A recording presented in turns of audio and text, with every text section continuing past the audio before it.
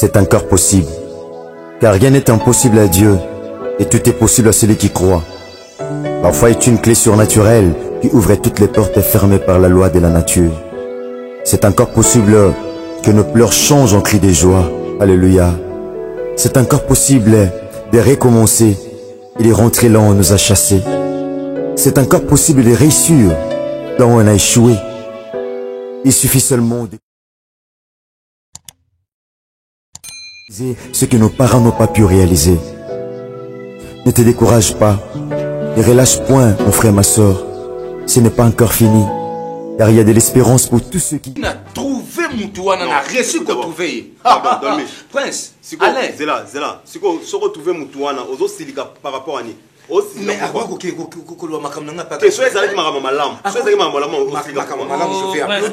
ce qu'on a compris quelque part c'est que Moutao Tahiri dormi chez Ayo. Mais pourquoi je pose la question? Non, on a posé question si ceux qui ammonient ma B, ceux qui ne pas dire grand frère dire merci. Il y a mon ma B. C'est que ça m'a maman là, on te ça là. Bon, c'est maman là, moi non. Yo soko lingaka na yo ba makangu te ozala na yo na mwasi mususu banda te. Tika ba tuna tika biso to ça. Lobinga na lima makangu, yo mo bengo makangu. Kwa mezani. Kwa mezani, allez. Yo mwasi na yo na ndako, mwasi na ndako moi azaka bien. Dolmish na ndako na aw, Hélène. Est-ce que ça na kimia mwasi na yo au balo ou azaka na kimia. Est-ce que Hélène ça na kimia te? Non. Prince, Hélène il ndako. Ah Hélène azaka kimia te. Et loke Hélène kimia te zo na ye. Et ça ba buso ba na ye. Hélène azwa makasi. Et ça ba buso ba na ye. Ngai déjà na ye le saye ke na lingaka yete azwa nyonso akoyeko zo na ndako abimia kei. Est-ce que ngana tsaka lese? Déjà na bengana na chambre. Na yebisa ki ye ko lala na ye na mbetu. Na zo lota bandoto mabe. Déjà na akoma kola na salon na bakiti te. Na se. Mon frère. Azo minu kola ye moko. Ozana tu as une belle maison, ils ont bien équipé tout ça. Est-ce que yomo rozara bien regarde noza? Est-ce que moi si na yo ndako Hélène a reflétera image ndako?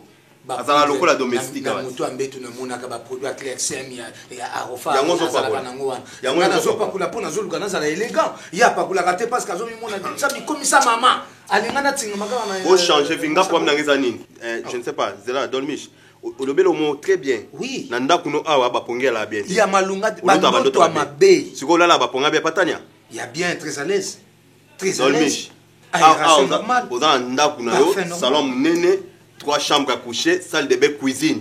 Pongi ya kamalunga te. Na bikoki wana na studio wana so hangar wana tanya nde ya place pongi ya kaobia. Prince to yo kaneza bikoki te. Nazo bongisa mo. Voilà, merci. Bon. Nazo bongisa. Simplement ngana ngana lo ba. Et puis pongi tu la place te. Kuna ndazo la pongi bien. Mais oui. Kasi oko encourager ka. Ngala so bozana ba makangu na bino bolinga. Nazo pekisa yo to zala ka yo mo benga ke makangu yo mo lo ba makangu na bino yo mo lo ba. C'est une erreur. Donc au moins so to kuta biso misatu boy pona traiter mama musala to traiter musala. So bozana ba makangu na bino. Franchement ba libanda nga bo benga ngate. Ngana ndo traiter ba dossier na yo na ena ndako traiter dossier na epa na yo to traiter dossier to ena ndako na ngato. Et puis allez na ndako na ngoi bien que moi j'ai une femme à la maison. Ozwa na ndako na ngana makangu. Tandis que nani maman Evelyne Tsumbu ayebi moi sina yo. Et c'est au côté na kasa lupam. To suka na balabala pour la beka déjà. So na côté no menga okotati. Omoni Evelyne ayebi biso toza ba collègue na yo. Yamba même ata nani akoya kuna yamba akuzoya abina ta lokola secrétaire. Oza mukolo quand même prince. Hein? Oui mukwana on est ko episa yote. Ngala lobi prière to kendaki ya Codef. O to kendaki mercredi la semaine passée. Tant to silisi na mona kaka Maman pasteur Emma Benginga, Emma Tam. Il y a l'église Mangembo Ananji. Alobi, oye bien. Ok, alobi na maman Karine, tous en a des journées de puissance et de la gloire de Dieu. Babi ça 4 jours. Il y a bien maman Karine en Luka, on a fait sa affiche. Dès qu'on a fait maki, tout coûte a fait sa affiche, n'attend à la porte. Alobi, n'ga on a raté. Du vendredi 10 au samedi 11 septembre, le mois prochain. Vendredi 10 au samedi 11 septembre. C'est 9e mois. Le 9e mois, on a 16 heures. Babi va respecter 4 heures. On a 16 heures, au plus tard 19 heures, juste. Donc, il faut prière à ma casse. On a bien gagné. Affiche au peu singa na tia na portail yango évangélisation na compte nanga dans les autres tia ngo bato zo lika bazo tanga ba oza maman adresse avenue Zamba numéro 65 na quartier 13 juste babi na maître croquet aka na njini na maître croquet kawana ce pose bien la route ya Sekomaf okoza na ope bis na sita quartier 1 okiti na rezamba kaka wana alo pusani ka obika na numéro 65 église ya Mangembo Njiba ola kisa bisi bayo mutu zana mutuka na yo woni za pona batu mususu mutaza voiture toki ta na moto ata na mutuka eza problème te babi thème ezali génération sacrifiée ba sacrifier génération donc vous comprendre était bozo vivre na mokili mais makamozo simba te OK ba koko aussi ba sacrifier déjà ba vie na bino ba sacrifier mabala ba sacrifier mabota ba sacrifier misala okozona diplôme aussi c'est licence mais musali zate okosala na yo mais salaire amalongo ko soite et ça couple aimé tamba bango mba côté eza 2 journées ka ba bongisi pasteur aimé tamba na mama Léa tamba l'église à Mangembo Nanjil. Des jours à tenga na zanga. Sikoye ko tombe ndeni biso tokende boma le 4. Ngana uzanga te na des journées o na uzanga te. Chikungu yo kenga na zanga. Na luka call na baba na portail kuna. O évangélisation kaka yo to sala o nzambe pa opambola biso. Po amoni ke tozo contribuer na musala na nzambe. Efio soki na mbongo ya kopesa te. Mais na zui na bambi affiche na ngaso mtaleki ya tanga. Des journées. Sango frani te fo me makombo frani. Voilà que da bon bibi o te bi ko ke na nzambe maboko pamba. En tout cas. Merci. Nage oh, tellement que suna sac, nage zo call. Na zo call na bambango merci. Nakatsa basinga koloyo kangolinga ye. Na libulu ya masumu Jésus-Christ de Nazareth obimisinga ye la makila na yo ya talo usukolinga na komi peto na posa to solo moki ilo nyuso ilo kungoso nanga déjà na yebisa yo soko moni koza prête ozui babiloko na yo OK déjà na yebisa OK na linga kayote tu prends tous tes bagages et puis tu pars. Eza pona wana te dormir. Eza wana te. Eza pona ni. Naza na besoin. Ngolo bali kamba sika. Oui. Loba, tellement loba nde moza ya kotelma. Loba la bongo. Bakita ngo ezoyeba na susu te nani aza na droit ya kovandela ngo pe na aza na droit ya kovandela ngo. Ndeko tellement ko loba te donc na lobolo ngolo ba fo vanda kaka ndo lobi bien. Merci. Ndeko telemi wana loba. Merci Domish. Na tuna kaka tantine moko babengaka Tanya Mukusa. Boza na une relation. Elle est depuis quand yo on comment pour contrôler la relation nanga? Hein? C'est depuis quand? Yo comment ko landela ba relation nanga? Na yebisa yo déjà ko contrôler ka ba relation nanga été. Hein? Ngazamba na yo. To yo za mosi nanga? Combien de fois ngana ko yebso ke na linga kayote? Hélène, combien de fois na ko yebsa yo? Déjà na pesa on là, tu peux prendre tout et puis tu OK na yo. Ezani. Na fona ganga na comme perroquet. Ko contrôle la ka relation na ngai te plus jamais parce que je ne te pas. À dégage. Plus jamais on a fait dans le salon, je me médite et puis au soir, quand on a ma question, dégage, je dis. Oh, il y a des tatines, mon côté. Il y a des poids, mon côté.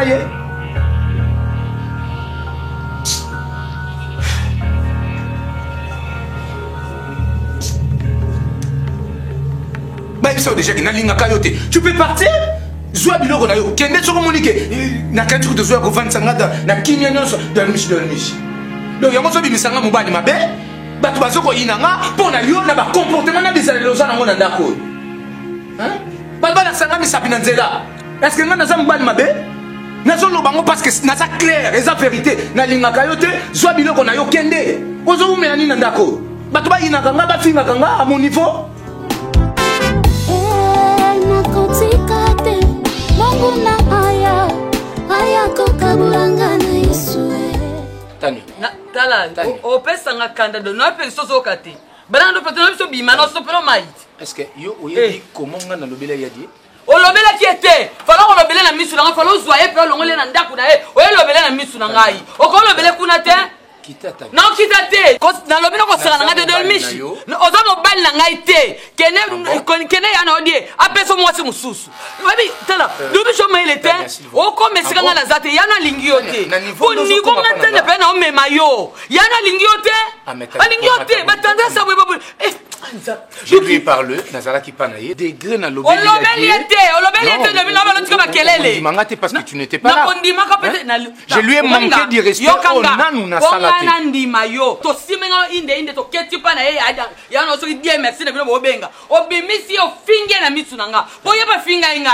Yeba finga inga domi tinga la petit rapport donc le bébé le côté au monde au kabongo domi ça fait na boya yo tena tuni yo ça fait na boya yo c'est comme na banzela mususu etaliote ça finanga pesa ngamo ko mukolo nzoto chauffeur nga receveur ngai tu vas faire mon petit alors tu vas faire la tellement nde ondo sa kubo o pesa ko kanda dolmi so pesa kanda tanya soki olobi ya malamu tena telemate oza na ba kamalamu na ko loba te za ko botanga bako likolo tanya na place wa tumbola maboko likolo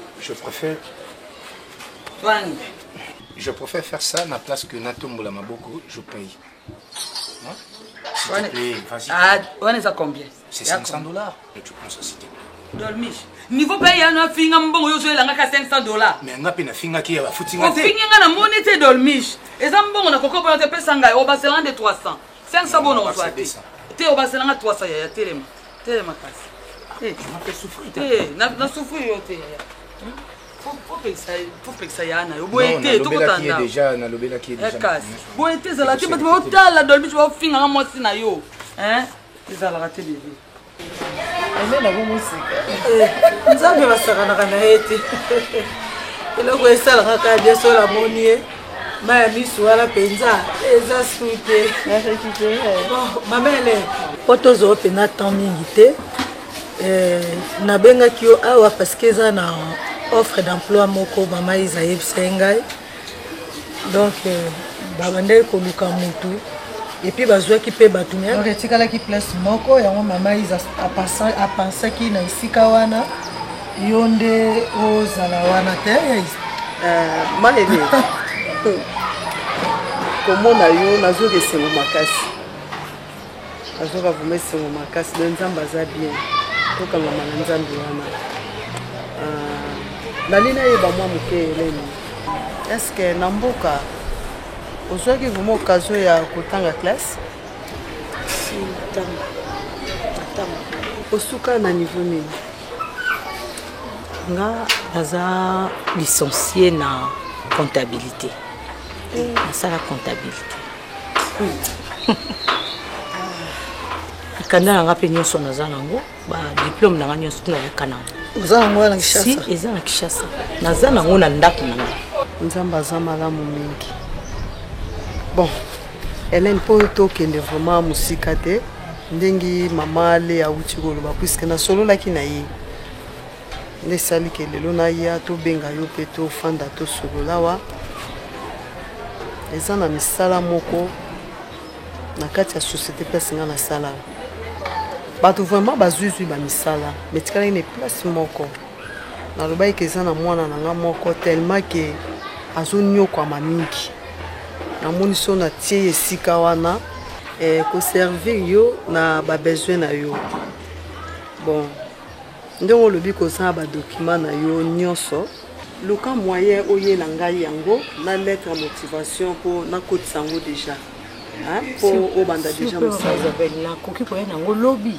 Bon ça tombe bien sûr oye na ngolo pesa problème té ko lelo nazo ke n'est pas camarade ya Dolmish moka benga kingai comme ça lobby na ça na lettre à motivation na ko ça avec la photocopie na yena ngombala mo papa Dolmish a ondimo ça mama wane komi kambo vina ngai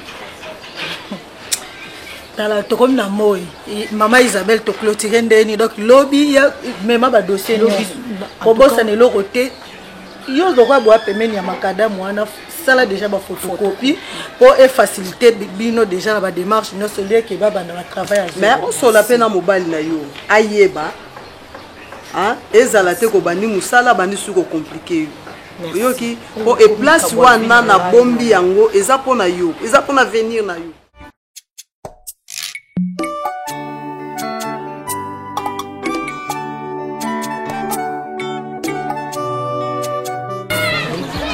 oza meilleur ami ya Dolmish nayoki ke Dolmish alingi mwasi moko pare so kombo na ye Tania soki batania mokusa je crois kombo wangu wana atuna ye fomona ndenga silika donc nga nazwa na droit ya kotuna Dolmish likambo te nde tozalaka na ndako papa ata kolinga na ye mwasi apesanga valeur wana oyo nga mwasi nde ya ndako akopesanga valeur wana te zela non ntango yotunaki Dolmish mpona fi yango nani Tania oyo olobi wana Dolmish siko andimaki ka azovivre na fi motani papa andimaki te ntango natuni atomboki mbala moko epani ndenge nini yokotolemaka munanga donc lobi de n'importe quoi siko na oloba nini nakomi kaka lokola zoba lokola nga liboso nini nakoko koadresse même pas un mot Mamelène sikoyo nayebisa ngo mambo ya Tania yango ser na biso église moto ayekosala makambo wana nyonso ke Dolmish alingi mwasi papa bongo ngoloba yo yebi te oza meilleur ami non enfin makambo ya koyeba mwasi oyo Dolmish aovivre ne je peux dire directement bon enfin nayebi mpenza te nayebi te akomi na pointi ya kozwela mwana mwasi wana ndako c'est vrai ça c'est vrai papa Dolmish kolala na ndako ekomela epasi ok alalaki na mosala akoyaka alalaki na mosala alala mosala oui pas na biso kuna na compagnie papa postravaillaka na ye ti osalaka na ye bozalaka na ye bon enfin Mamelène nakoloba ta mosusu bon enfin Dolmish alala mosala ta mosusu na département na bango toza département moko non toza département moko te toza entreprise moko mais bien sûr toza département moko te oui lobinanga yo ngoloba te koyebi mwa mwasi wana Dolmish alingi non na biso loba ati nayebi ete kobetela ota lisolo te Dolmish aobetelanga makambo ne te pas prince mais je vous dis ce qui est vrai aobetelanga te parce que ngai na telemela ye mwa moke makambo mosusu asalaka bobima bo ameli mwa vin ameli mwa bière otelemela ye nga aobetelanga makambo mosusu te donc c'est un peu ça donc Mamelène bon enfin nakoloba kaka zala forte mais ça ira donc ça ira nga na pusani boy nazaka na bitida obeta secret ndako na ngai te si je sais so mona pusani boy eleki na yebite na loba nini prince Dolmish abungi nyonso abosana nyonso donc longola nga na lubumbashi ye nanga awa Dolmish abosani nyonso na minute nazo yebate lokoni ezomena na ekokutana mpe na bandeko na ngai na tata mwasi na nga baza na Kinshasa baza awa kokende kuna toyambani donc omona kaka nga boye na kibomoto boye donc elongi na ngai ezolakisa kaka naza na baproblème mais nakoka koexpose mobali na nga te nakoki jamais c'est très important babilo mosusu ya mobali donc cache bombaka na ndako parce que okoki koexpose mpe libanda te mais bon toutefois papa prince ezoleka Dolmish azolekisa ndelo Mamelène conseil ici la raté nga na conseiller ka Dolmish nous on est calme na kata nga na calme na ndako donc na calme na ndako donc nga na conseiller ka Dolmish donc c'est un ami to silisa anniversaire ensemble to nzamba salingolu to komo sala bisika moko pe donc bongo nani grand frère Dieu ayebi mama mbote na mona grand frère Dieu na expliquer makambo nyonso oya za ya propre ya Dolmish si je sais pasteur expliquer kaye papa fumona Dolmish ya beninga la matoi lokola mwana mukie mutu na epsi yaya na propre akamuli matoi papa kanga biloko na obima na lingi komono te soki nga na za na salo donc il a dit beaucoup de choses donc na ebite sko likambo ya yaya na propre yo zo boya nga na expliquer likambo nga na zo mona na ndaku na ngai alobi soki na monyo meki susu oyo sikwa sikyo kuna ndengo yebo ayebi ko yepa nanga ayebite papa na komi ko banga nakomi kobanga msusu kobima ta boye nazokoka ta naloba rappel bon enfin nga peut-être na yebise que Hélène akomona nga lisusu encore une fois pardon to mais non il faut na yebisa ye pour soki lobi lisusu moto ekopela nga na ndako pardon non les jours nga na loba tokozana yo wana na yebise que Mamelène ayaki pa nanga lobi boye papa luka mo changer na loba na présence na mo nga na zana ya zana na lobi na yo na lobi na ye yo kutotika na ndako na bosani yo kutotika na ndako ça va na bon na ebinde na lobelenga mo sagement na ebinde na lobela non maman Karim hein apparemment bozo comprendre ngai te hein Hélène ezo concorder tenga na ye Hélène za sointe Ningi lelo ba jeune fille na biso na Kinshasa ndenge moni bazo komisala ata même na ba province misusu ba jeune fille bazo komisala elle nazo misala te suki na ye pour la na mbetu ezo bimisa solo na ebité azatana solo moko ya parfait. Alors nazo loba nazo ko bimisa ba vérité nanga bino bozo comprendre te bozo condamner nga batu ba komi ko laksanga ba misapi na nzela mobali mabe na moi sa salité ngai dans mission ko vivre na Hélène na ba état ba salité wana za nango. Oh, mais c'est pas normal, Maman Karim. Franchement, naza désolé. Ko contrôler vinanga, ko landela na sola kinanani, ko pesa ta ba fille biso ya ba veni na biso kuna mbote. Hélène fa ba na rotuna, na mona ko pesa ki fulani mbote. Na mona ko fanda kina mutu boy. Donc fa ba na ko landela kanga. Ko contrôler ko pesa ba rapport ba ko yapa na yo. Akepa ma balbine, akepa mama pasteur na bango komi ko tsela ngana ba mbouteillage na katanda. Et puis maman lopa on a biso akomi ko loba ko déclarer ngana za ki boito auparavant et comme il comme ngana zo préavis pona bi loba ya moi c'est ngai na meminga muna yena na Kinshasa dit franchement naza déçu aussi so ganga non nazo ganga te parce que vous comprendre ngai te Maman Karim Don Mich elle na mo sikitoko azana taille kitoko maza sointe aza mwasi kitoko zoloba aza mwasi kitoko aza mwasi okakola ete Don Mich yo so somela mwasi na yo mafuta bien savant to esome mai na boutique ata na zando kako na ba peut-être to soba j'ai fait soma ba pantalon ba jupe ba nini ya bien so somela yango yimo ko zo sale fort te ngana osombela ça l'effort par rapport à nini elle na te karaté asala ke lo côté a dépendre kaka na yo yo soko salele yango te akozwa mbongo po misala akozwa mbongo wapi ozobenga Hélène mwasi mabe tango yo lingaka Hélène azalaka modèle wana tango ozoke na mboka na bango kene ko balo yaka na Kinshasa a Hélène azalaka modèle wana si yo to bebisa Hélène na Kinshasa Don Mich mais oui otali yo mto bebisa Hélène parce que Hélène azalaki modèle wana te Don Mich au moins na vie olingi basala yo te ko sala mpe moninga te au moins mabe yo sala Don o sala Hélène Bible lobi na biso tous ces pays ici-bas. On se sala na se futa makaka aw. To ke futa ngo nil para kaka na se aw. Ce qui ozo sala mwana muninga ndenge wana. Yeba yango ke yo pe bana bandeko na yo pe bako sala bango pe modèle wana. Soti ba leki na yo to ba yalo pe ya basi mibali bako sala ka bango pe kaka modèle wana. Parce que zo ko nyokola ka mwana mwasi abato. Mwana mwasi abato akoma kolela tongo midi pokwa. Okoma ko sala e passe.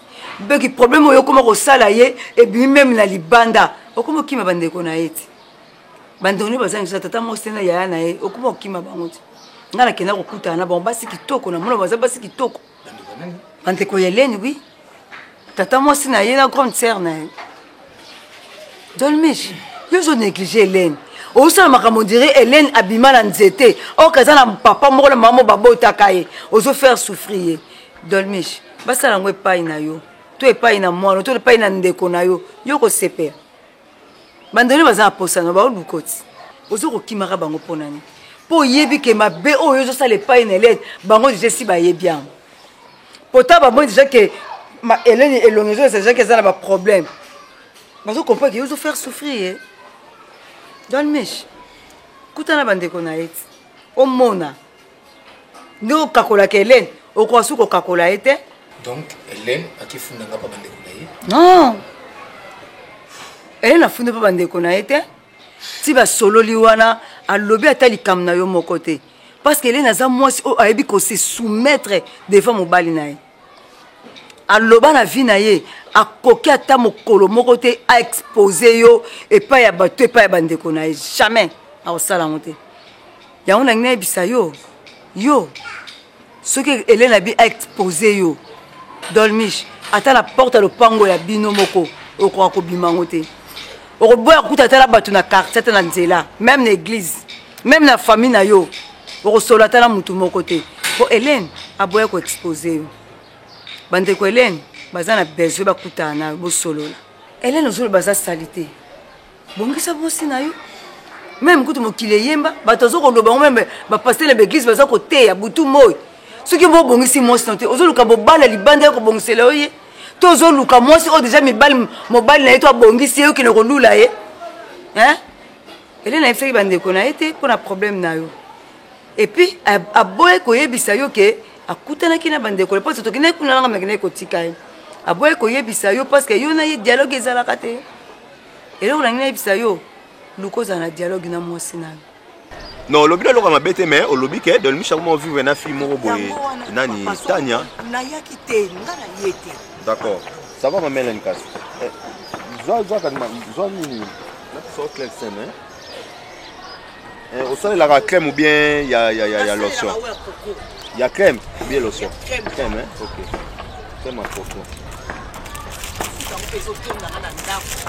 Ozanango Dolmish kam tazo pakola ngo Ozanango nanda kuna pa no bapesa kinango yoko nakoboya ngo te bongo mafuta baboya na tiaka na provision ça va Clegg Semde mukili mobimba Clegg Sem mukili mobimba ça va ngana zo benga juste neve moko yo azo ozwango bongo uilo pienga te tozo sala ngo tozo balisa ngo bongo na uile nazo benga neve moko aya ozwango Clegg Sem utilisation na webido bo c'est là on dans ndako on dans ndako iko uile na pakola kana butu d'accord oh na pakola bongo oh eko sila ngo ka pa na ye Don Michel ya lo bien to nakata basinga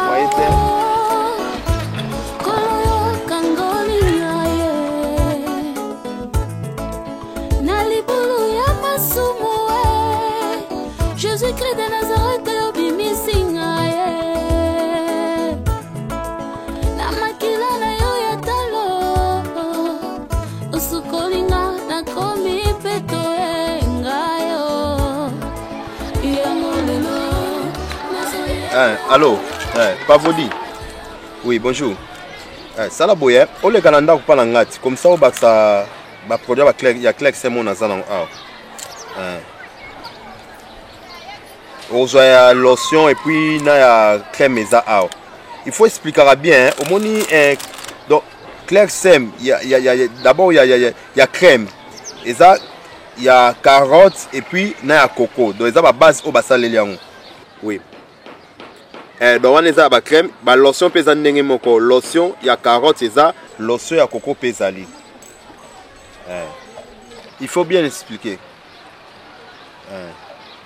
donc na ba huile bongo zo na ba huile ya na ndako zo nyonso tout donc il faut expliquer ba tout que a opakola mafuta normal a auto sur la parole mafuta eza la crème eza la lotion a parole normal huile ba appliquer ngo na butu dans la butu muta sokoli na yende to sokola na pourquoi aller appliquer huile na calmement donc oui non Clegg Sem eza na inconvénient à mon côté o ebeta ba caché o ebimisa ndute ça la boy non Clegg Sem eza na inconvénient à mon côté donc eza produit eza bien traité d'accord comme ça yo zo oyo so esili ata na zando na ba magasin minene ba oteka ngo comme ça bokomo ke somblaka kuna ngoleka ngala somba boya ko zo awa eteka malongo bisika na partout voilà merci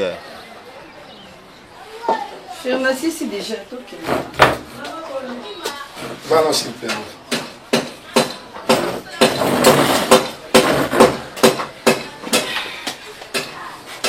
maintenant vous avez observé comme si on a un problème vous êtes tellement triste pas timide non nous allons la bouton expliquer ça na l'autre qu'est-ce qui ne va pas vous savez les gens sur la comportement et les arabes tout ça là tout mal à l'aise quand tu as un problème sur le bangoté et ça la mouta peu mal à l'aise nous sommes candés na katanda quand tu as un problème faut dire quelqu'un boy ça madame donc tu as la silencieuse je le battre c'est pas bien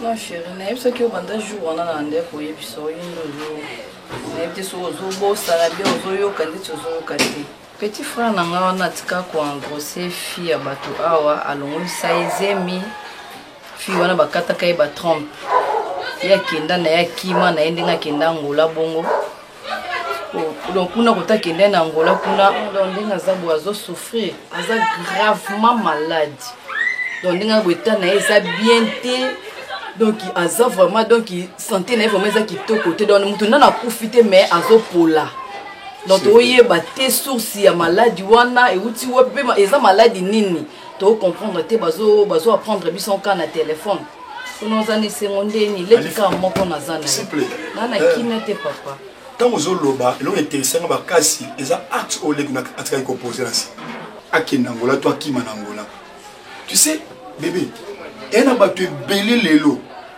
ba problème moko sérieux ba trouble ba destiné na bango ezate parce que tata leki noko ta moi ça soxy toi linga vie na été eza à cause ya ba acte makambo ya posa na passé na ye makambo ya posa na jeunesse na ye au juda azobuka ba pour casser nango. Lorsque nous prêchons sur la malédiction vient de quoi? La malédiction vient du mot latin, vient de deux mots latins, c'est-à-dire malus et puis dicere. C'est-à-dire malus, bien malum, c'est-à-dire mauvais ou encore mal. Dicere veut dire dire, c'est verbe dire. Donc la malédiction, c'est-à-dire quelqu'un, tout quelque chose, oh bah l'obéli m'a béli qu'on a. Lorsque petit frère n'a eu à engrosser une soeur, alors on lui se trompe. Et Akimi, Atiki n'a problème à Kei. Vous pensez que la malédiction ne peut pas l'attendre. Au cas où qui m'a joué avion Kei, aux yeux train au Kei, la malédiction n'a pas besoin d'un visa pour atteindre de place à aller. Il y a des gens, il y a santé, ils vont souffrir les lots. Azobo ça que ma bimo quoi cause jeune sœur moboy frère moboy et zo kangé les lots. Il faut à confesser à ça la repentance sincère semble la pona au yebi na vie. On peut nous souvenir, on va penser sur des choses. Première des choses, et ça malamu oyo to cause ba de konabiso ou ato voyage que namboka nini. La personne peut dire ah en tout cas c'est Anifa kola pambola on a zabo ezapona. Frère Kingani, on a comme mais on peut aussi se souvenir Nabiso à cause de l'acte opposé pour un frère Nabiso. À tous Awapi, quelqu'un peut dire Makambo Faustin Salangai, Makambo Olivier Salangai, mais pourquoi? Parce que tu as causé du mal, tu as causé du tort à ton frère. Chérie, poser un mauvais acte et l'andissa Makana malédiction sur tout vérité. Il faut dire à ton petit frère, sois yoka. J'ai temps pour confesser. Comme ça, parce que la malédiction peut tomber lorsque mon personne dit confession sincère. Va sembler pour nous. Ça, mon toit a un musala, mon toit a un mabota, mon toit a une relation avec son moulin, a souffrir. Est-ce que cause a tout le monde m'a fait? Oui, quand il est présent, là pourquoi la Bible dit ça, on t'a comprendre. Et si quoi à se repentir, approche chapitre 2 verset 5. Puis à zonge pas ensemble. En fait, qu'un zami a le lien n'a été. La salle constant, famille n'a bino ba sambela te. Oba li pasteur. Moi j'aurais tenté à retirer la famille n'a bino ba e pa yesu masi. Donc la grande salle ngami pasteur de la foi. A sepelane makasi. On peut inviter tête la ba kodef. Oui les cas chaque mercredi na tongo et qui prend l'église te. Donc il n'a que mingi. Plus ça que no yoka que no sambela ka. Na sia ko lina pasteur de la foi, ba ko ki pe ko se repentir. Donc comme il semble Yobiki et bon il faut bika et c'est très important. Puis ça va m'adresse il y a Vombo numéro 20 dans quartier 5. Musika tena Sainte Thérèse. Et non musika chaque mercredi na tongo nyoso que na ressemble là. D'accord def. C'est ce qui est important là. Maman on voit que les bossola. Dans la zone là, ata bozotuna Hélène. Bozomona Hélène comme ça problème. Là mais quelque chose na bina za na problème Hélène a wanga ki. Abati na za ba problème te za na ngati ma studio. Mais il y a nièce et loko na ko yebisa yo. Hélène a souffrir. C'est vrai. Hélène a souffrir moralement, physiquement, matériellement. Donc, elle a souffert dans nous. Tu peux le voir, elle a souffert. Donc, ce que Roland a été. On risque de plus. Gaza camarade na ye. Ngai na monaka Hélène. Na moni Hélène ngala bisi. Jeune fille na Kishasa a kozala kolata boité.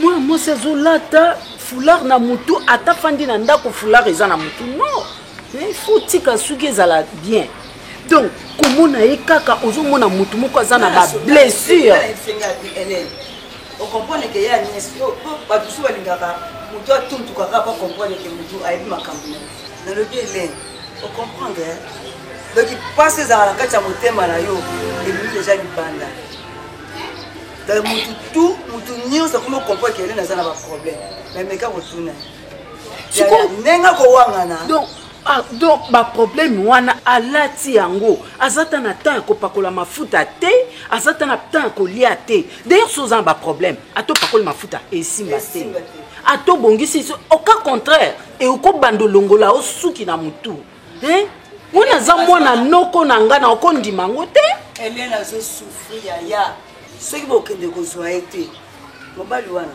azoriska bomai akobomela ndeni ye asali ye nini po aboma ye asali ye nini po aboma ye asokipaka na ye na ye bien te mosala kofinga ye mwana mboka mbongo kolia apesaka ye tantôt plutôt kolata kutu n'en parlons pas donc azofaire souffrir Hélène à niveau moko donc il y a moyen te afinga Hélène même mwana mboka mais oka bosali ke mwana mboka bana mboka babatu te bana mboka bana baza na droit ya kovivre te boni boyeko kolia ngo ya nini ngo soka tikeli mbongo ali ana nyokola ye biso mama azoteka biloko combien awa oya kolia pasaka nango abwaki boni boy na okezwaye na d'ailleurs coute kana minito na mama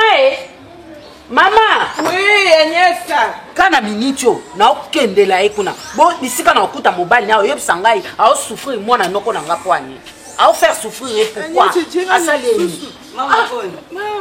maman boni yo que Karine ya bisanga ya lobike soki to tike Hélène kuna Hélène akufa mobali wana koboma ye bambanda nde bambanda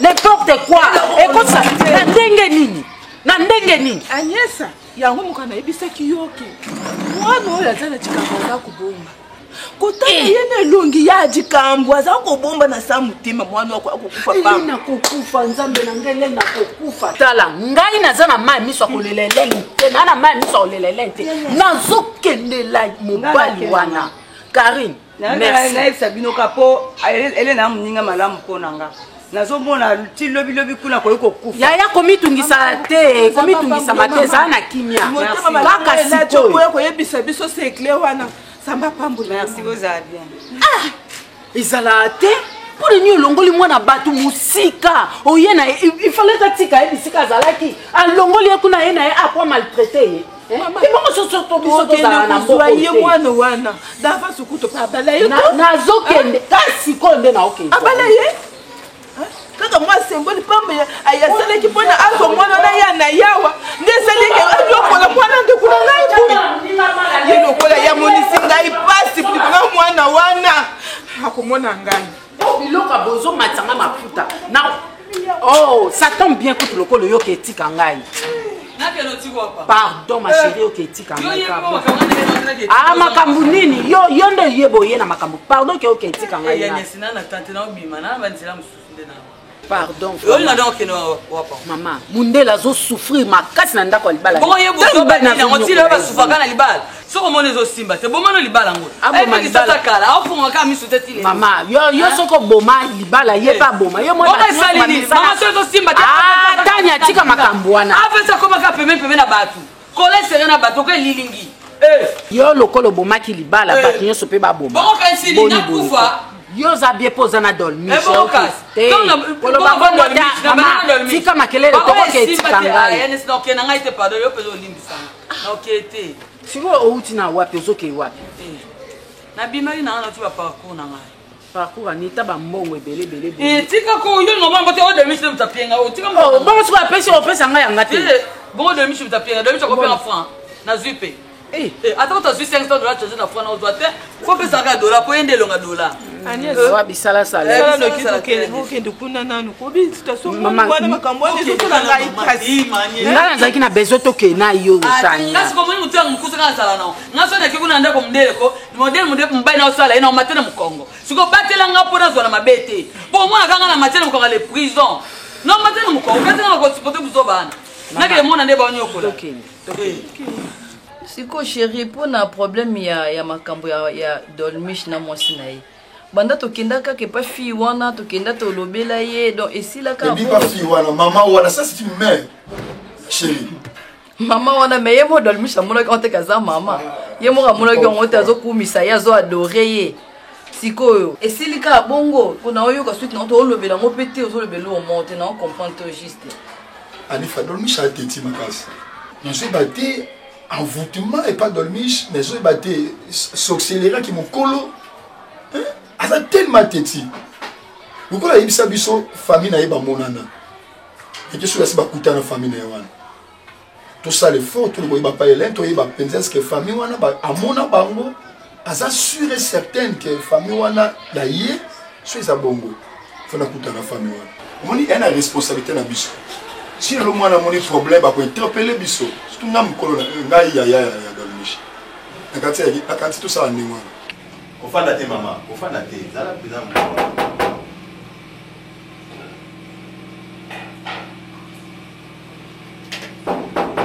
Oui.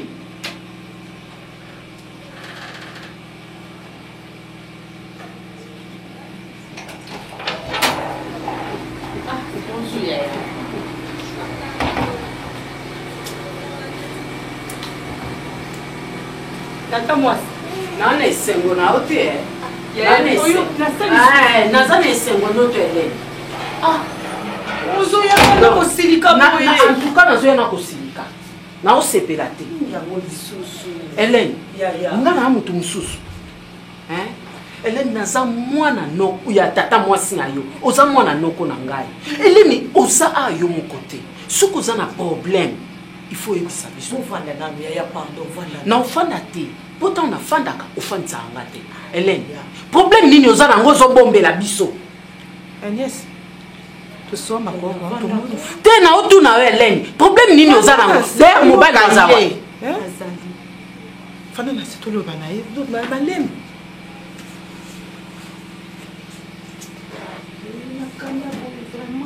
Hélène na osepela te. Hélène na osepela te ata moke. Hélène na ya na yo. Ozoyokanga. Soki oza na problème, oza obligé à koyebisa biso. Comment yo oza na problème ozokufa nango na motema? Ozofanda yo moko. Bato mususu baya kopesa nga ba rapport ke soki botiki ndeko na bino kuna okufa. Hélène na koka ko supporter sans que na yebaki yo te. Mais le quoi na moni yo na ko permettre à tant que le mon côté mabeyela yo.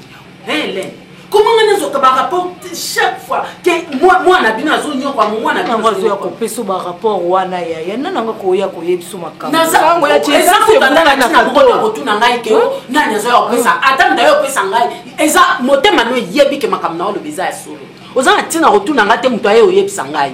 Hein? Makambo na lo ba oyebi yango ozo souffrir ko tala openzaka aboyo oza makambo bombi na motema okufa. Oyoki ba bomba ka mbongo na banki me ba bomba ka makambo na motema okufa Hélène. Dans makambo elongezo la ça déjà que oza ba problème.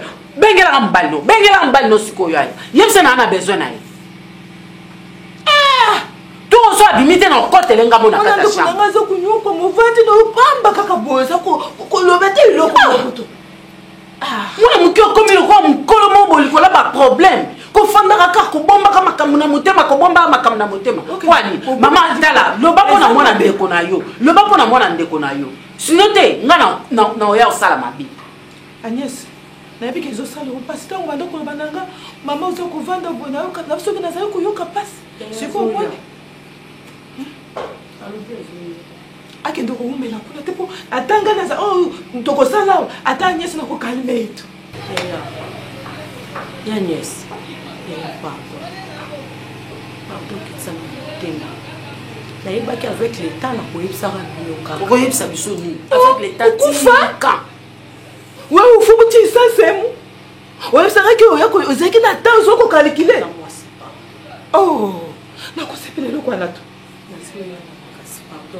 Soki ezo simba te na ozona kakisi biloko nazongisi yo kuna toko kende naza kutu pe na derrière posa kolia te biloko na nozolambo lia ngo yo na mbali no nana ko na kati ndako nana ko na kolia